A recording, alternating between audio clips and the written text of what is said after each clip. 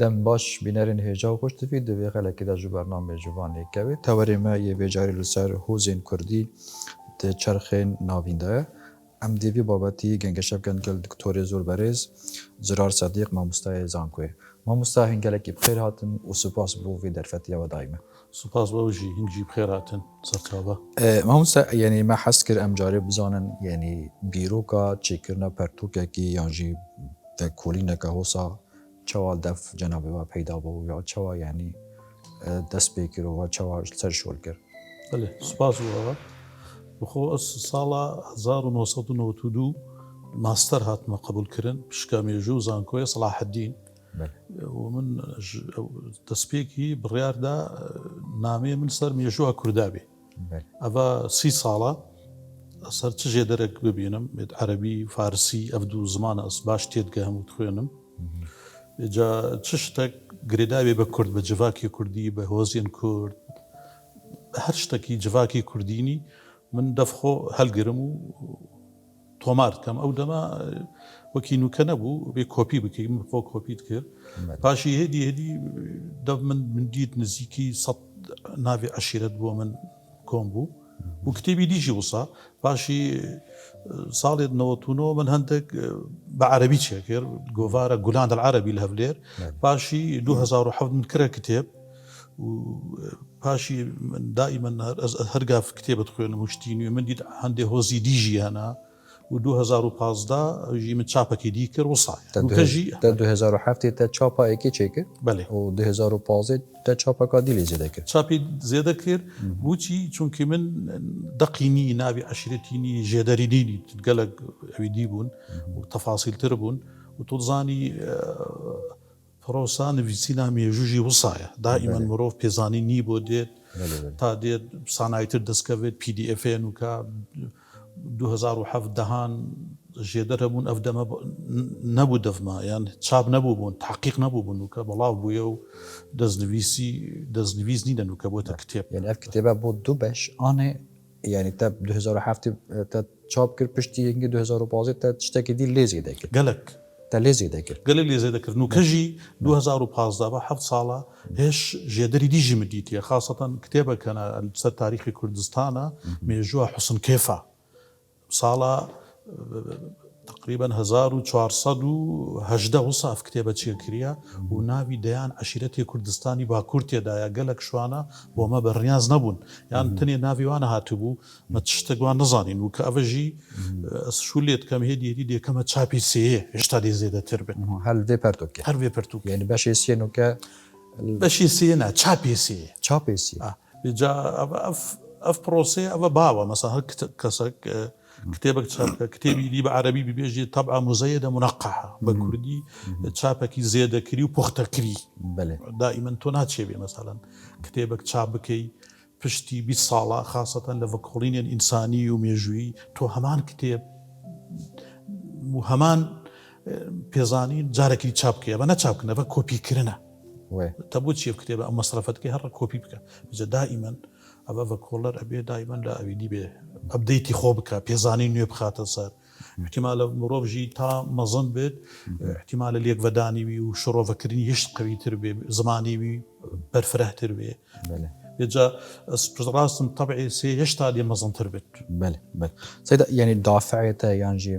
یعنی تشتا تۆ هاندایی ئەو هاندانە معرفی دەفتەر چ بوو حتا پەرتۆکێکی هوسا چێکرد هەندان خودی ئەم کوردین و من دیت مێژووە کورد مێژووەکی وەندایە و مێژووە کووردە ناوین کەڤنجی پێزانی سەر کێمە ئەمزانین مێژووە هەفتچەرخ و نییە کورد و بزاوی ڕزگاری خوازی کوردی گەلک کەس پێزانین هەنا گەلک سیاسی یاداشتێ خۆ چێکرینە بەس چەرخێ ناوین زەحمەتترە و ژێدەری کێمترە تۆ بێ کتێبێک بخوێنی 500 بەرپەڕ شنی دێڕێک دوو دێڕ ببین سەر کووردا لێجا من پێخۆش بوو ینی مەسەن هەندێک عەشیرەت هەنا خاستەن و کە بۆ نمونە عەشیرەت بێژن ئەسلێوان عەرەبە من بەڵگە هینایە لە شەرەفنامە گەلک ماڵبات و گەلک هۆز کریا عەرەب کەچی لە هەمان دەم ژێدەرێن فارسی و ژێدەرێن عەرەبی بێژن ئەڤە کوردن يعني جێدەرێن بیانی چافکانیان بیانی بێژن بابە ئەvە کوردە يعني الفيلم مفارقة هي مفارقەیە ئەvە بخۆت بێژێ مەسەر فلان الکوردی ئەvە کوردە بینی مخابن شەرەفنامە و کتێبیدی ئەوژی ئەگەری خۆیە ئەم نەشین گاز لە شەرەفنامە بکەین و مێژون و سێمەزنە و شێخ و ڕێبەری مێژونویسیە کوردیە هیچ گومان تێدانینە بەس وی دەمی ئەوژی ئەگەر هەیە ئەگەری دینداری و ئەفشتانە هەبووە بێجا گەلک هۆز هەنا کوردن سندف هەندێک ژێدەر بە عەرەب هاتینە حسێب کردن. بله دکتۆر يعني بۆچی دیرۆکا کوردی وەختیان بەحسی دیرۆکێت بکەن بەحسی مێژووا کوردی بکەن يعني ناهێتە نیاسین هەکە ئەم بەحسێ قەبیلا و هۆزا نەکەن يعني بۆچی قەبیلا کوردی و دیرۆک بێکوا گرێداینێک متەلازمن يعني ارتباطەکە قوي هەیە ناوبەراوان دروستە بەێ بۆچی چونکە لە کوردستان دەوڵەتێکی قومی نەبووە لەلان بخۆ تا 200 ساڵ دەرنوکەژی ئەسڵەن هەستی نەتەوایەتی نەبوو نەفتی چ ملەتێک وی کورداژی دەوڵەتە لە کوردستان و لە دەوروبەر نەبوو لەسەر مەدەنیەت لەسەر جڤاک نە هەمی ماڵبا تاریخی عەرەبجی تا ڕادەگوسایە تاریخی فارس نەوسایە فارس ئەوە جودایە و دەوڵەتیوان دەوڵەتی شارستانیە لەسەر ئەساسی کللتوری ئێرانی چێبووە بەس کورد مێژوو کرد بۆچی بە عەشر دێتە یاسین چۆنکە کەتوار و واقعی کورد وسایە ئەم واقعەن تانوکەژی بینین یعنی تانوکە گەلک ئەگەر هەنە ئەگەری نافخۆیی و دەرەکی و ئەگەری جوگرافی و ئەگەری جۆپۆلەتیکی و ئەڤانە کووردا وەکی میلەت نهاتینە ناسین پتر وەکی عەشیرەت یعنی ئەوەژی واقعەکە مثلا ئەوەژی وەکی گوتان و کەژی کاڵ بوویە بەس هەر هێشت خویایە نوکەژی يعني حتى چرخێ بیستێ ئەم دکارن بێژن تاریخا کووردا دیرۆکا کووردا مێژووا کووردا هەر ئەوە یا لەسەر هۆزا قەبیلا ینی و ماڵباتên دەستهلاتدار بێ وسە هەنوو کە بۆ نمونە دهۆک بێژین لەهجەیە بەهدینان ئێم لەهجێ ماڵباتی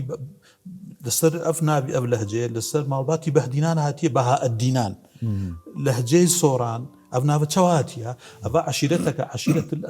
سۆهرانیە ئەوە لە چەرخی ناوی هاتیە ئەف سۆهرانیە پاشی میرنشینێک چێکرد میرنشینی سۆهرانیە سۆرانی بارەکاوی ڕەواند و زوو حەریر و دێرێ و ئەوانە بوو پاشی بزان ئەبوو ناوی لە هەجەش بزانە یعنی خۆ ئەوێدی ناوی عەشائیر و ماڵباتی دەسەڵاتدار هاتیە ناو جڤاک و کللتورژی هاتیە ناو زمانژی مەسەن بێژین لە هەجەیە سۆرانی و بەهدینی ئەوە بخۆ نەناوی دروستنەوە بخۆ ئەوە ناوی دوو ماڵباتی دەسەڵاتدار و ئەف میرنشینێ بەهدینان و سۆران هەفسەیەک بوون vێزە لە سەدەی نۆزدا لە سەدەی نۆزدە مەلا مەحموودی بایەزیدی بێژێ سۆرا ئەو کاتە هەبووە یعنی سۆرا ئەوان بێژن کوردیە کرمانجی چاوە سۆرانی ناسیە بەس بە ئیمارەی سۆران چونکە ئەف ئیمارەی نزیکیوان بووە ئەف ئیمارەیە هاتیە بەهدینان ستاندیە و ئەوێت برایەن مێری زیدی و لەبەر هەندێ ئەف کوردیت کرمانجی پتر کرمانجی خواری لە ڕێکی سۆران میرنشینە سۆران ئەمینە سۆرانی نوکە بۆ نمونە فارس بە عەرەب بێژن تەی ئەو تازی ئەوە لە چه هاتیە یەک عەشیرەتی عەرەب لە سەردەمی ساسانی لە ڕووباری دیجلە و فورات دەرباز بوو ناوی تەی بوو تەی هاتە ناو میرگە دەوڵەتە ساسانی گوتن ئەوە عەشیرەتی تەیە پاشی ناوی تەی بۆ ناوی هەموو عەرەب نوکە کللتوری فارسی بە عەرەبێژن تازی تنێ لە عەشیرەتی تەی هاتیە حاتمی تائی نافدار وسانی یاسیە جای کوردجی ئەوە وسایە بله دکتۆر يعني ئەف زەعاماتی تە بەحسین کردین پرانیاوە هەر دیسا قەبەلینە يعني نە کەسێکی سادەیە یان کەسێکی تیژ جەهێکی دیترە يعني زعیم قەبەلیە بله بۆچی بخۆ تاریخی تا ڕادێک عەرەبژی وسایە مثلا چ میرگەیەکی عەرەبیەتە دەوڵەتی ئومەوی ماڵباتی ئومەوی چێک دەوڵەتی عەباسی ماڵباتی عەباسی و دەیان ئەوانژی دەیان زەعامات هەنا مثلا حەمدانیە عوقەیلیە تاریخی چرخی نابین خاصەتەن ملەتی کورد و عەرەب ستراکچۆرێکی تورکژی عوسمانی بەچی عوسمان باپیرێوان عثمان بن أرطغرل عثمان أو دولة عثماني فارس أمانة فرق فارس دولة فارسي أو أنا هندق إمارات يعني أو بتر مدنية نافوده هبو كلتورية مثلا نافي فارس ونافي إيران بتر نافكي كلتوري ونافكي شهرستانية فرق مثلا يعني من كم ديتي بيجي فارس فلان عشيرتي فارس كيما مسألة عشائري كيما بتر إيوان تشمكي شهرستاني ويدي بس كرد وعرب أم ملتي كوتشري بون أم التشابون وان بياباني بون أفستراك شوري عشائري البرهندي هالدولتك تشيبويا عرب جي وصانا مثلا مزيدية هي حمداني هنا عقيلية هنا بنو نمير هنا قالك أنا مالبات تا استردمي عثماني يجي عشيرتي خواروي عراقمي أف ميرقال سر أساسي عشيرتي تشيبويا بله ما مستا يعني تاريخ يعني ديروكا باجيرا وروشنبيري وعمراني بيك أفاهي كرنية يعني أول كيف أبو ناف كردادا بخدي يعني تو بري خبدي يعني كرد عام ملتكي كوتشرينا كوتشر كوتشر أبد أمزاني يعني مثلا أبا كنجي هدي أبا أكنجي كنجي دولتي عثماني بشتي شري تشالديران عندك هوس أكنجي كرن مثلا ميري بوطان ميري مثلا هكاري حتى ميري بابان بين خالد باشا وعبد الرحمن باشا أفانا عشيرة أكنجي كرن وأبا عشيرة بوتشي نشتجيبون كيشي سنودي نابرا دولتها عثماني ودولتها إيران أبد صفوي باشي بيجين نادر شاه وزندي وباشي قاجاري أف عشيرتانا عريشة تشيكن بو زريبدان بو باج هدي عشيرة تشيبون يعني تو بري خو دي الكردستان سحكة الكردستاني باشور باجير دوهوك شي بيجي نبو بري سطو يكاكاتي هنري بندر بري سطو سيتل صالك بيجي دوهوك شيست مالك تقريبا بري 100 ساله 105 سال 105 سال دوهو شيس باجي رمضان شيس حفتي مالك سليماني تا ساله 1875 شهر نبو شني ابراهيم باشا بابان آواكر هفلير تنهي بس كلحق هفلير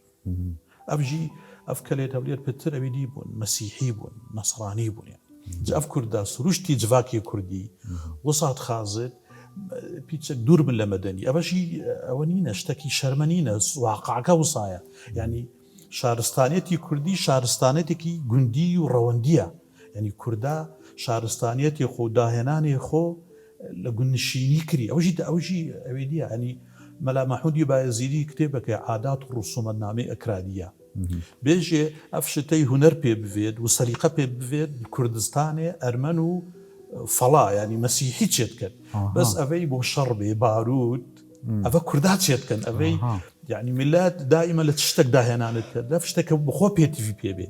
جواكي رواندي وكوتشري شارستانيتي ولا اشتكى بي تي في جانبي بو يعني تو هيج ملة داهنا لا اشتكناك بي تي في نبي محتاج نبي عفو دكتور يعني كرد صنعتكار نبون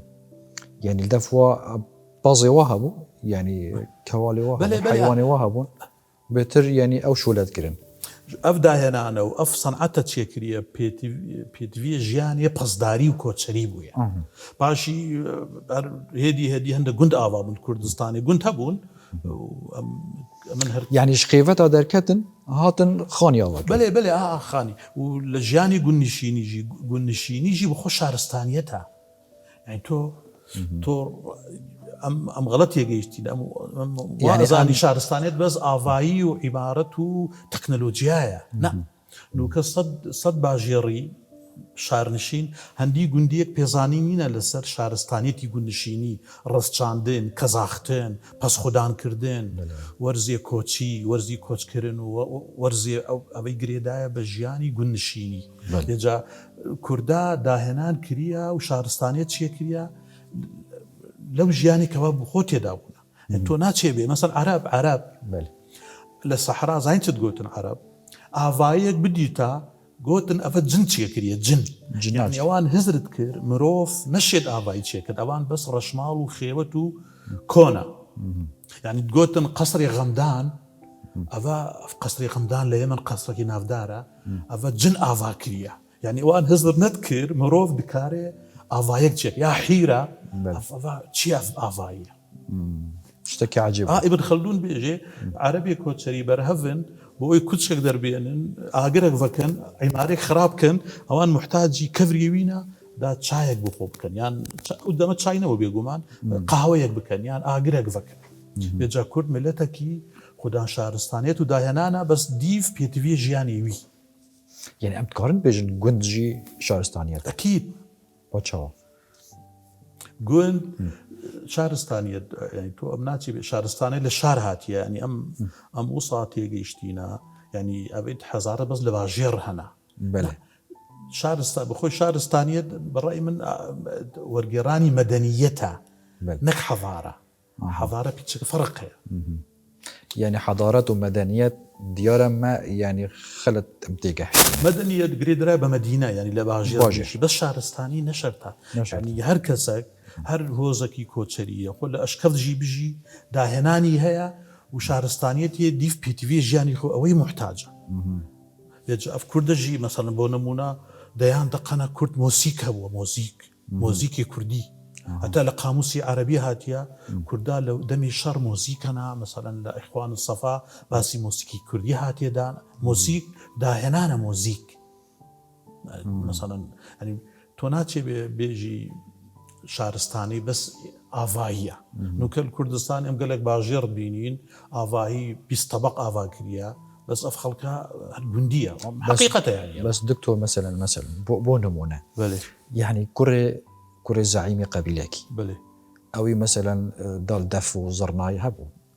آن هندك كاس هبون تايبت بون شولوا موزيك بو ناوي جفات هبو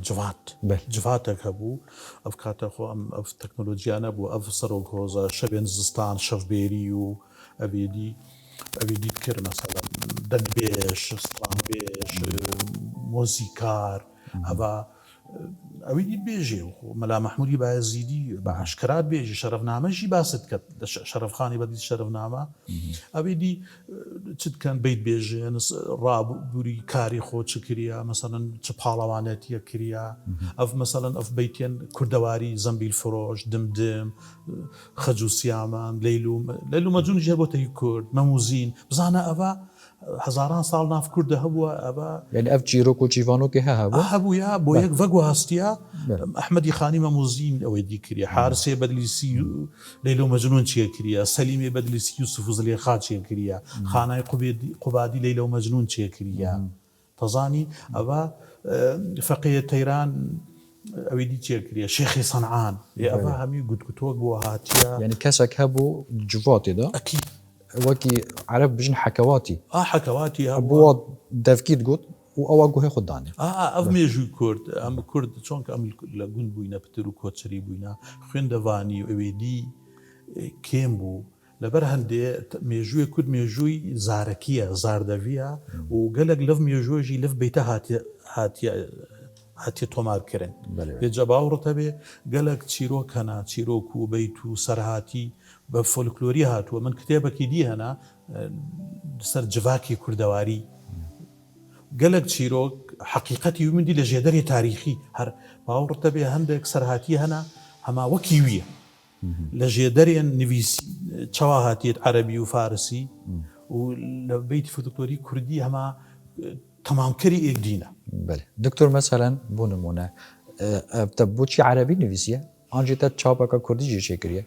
خدي من عربي كردي بو من وكيك بس أبدا من صالت نابيج نوتونو من أف كتابة بحلقات بلا فكر أبدا ما جي من دفيا بتر يعني تو كتابك بكيتا عربي بصانعي دي تأشي بكيتا كردي قال لك كردي ما عربي زانن بس كتابي كردي بزحمة دي بتاع عربي بيجا وبرادرك دكتور إدريس عبد الله الهفلير كريا كرديجي يعني نسخة كرديجي في كتابة بله بالزاري صوراني بل دكتور يعني حتى نوكاجي وأم هاد حلو عليه حاجر يعني تشرخي نيداجي يعني هشتا قبيلة كردي يا يعني هبوناوي وحضوراوي يعني يا ملموسة بله هر چهار پارچه کردستانه بس بارا بتر الباشور باكور يا زاله بله وچی وخدي من عادتك يا ابد شتك ناخذم يعني نزيكي سياسه به ونزيكي بسبوري من نبي بس بخو عشيره كري نشتكي ننرينيا هافدجي نتوايتي نبي مثلا نورمالتو شانازي بعشيرتي خو ميراني بكي بس افا والتنكت ميرانيتي كردينيش بيرتها ببت فجابا تلزامي ابا قريدايا بسياستي احزابيه كردي مخابن افشتانا زيندي كريا بس براي من شانازي كرين بقنت وبهوز بمالبات ابا اشتكي نورمالا يعني امهميه حقيقتها ما بس بمرجك موالينك من هزري عشيره قري هزي يقول نشيني ظالبي بس هستينا تواتي ما ابا بتشوني منها دكتور يعني دیروکا کردادا جدرن تاریخا کردی جدرن مجوها کردی گلکی کیمن یعنی تو بجی اگر وی چند چیه بو چند کیمن یا نکر کیمن باورت ابي ممنوني ميجونيفيسي عرب تركمان فارس صائبه اويديبن ونصرانيين كردستان يعني تبفيت لسر بدر خان بنص شورشي بدر خان لسر شورشي پاشای کۆرەی ڕواندووس لەسەر بزاوی عەبدوڕەحمانێ پاشای بابان ێفاهمی ژێدەرێن بیانی و عەرەبی و عوسمانی لە کوردستان مخابن کوردا لە مێژوو هزر و هەست بە گرنگیە مێژوو نەکریە و من وەکی گۆتەتەژی ئەف کوردە چۆن کە پتر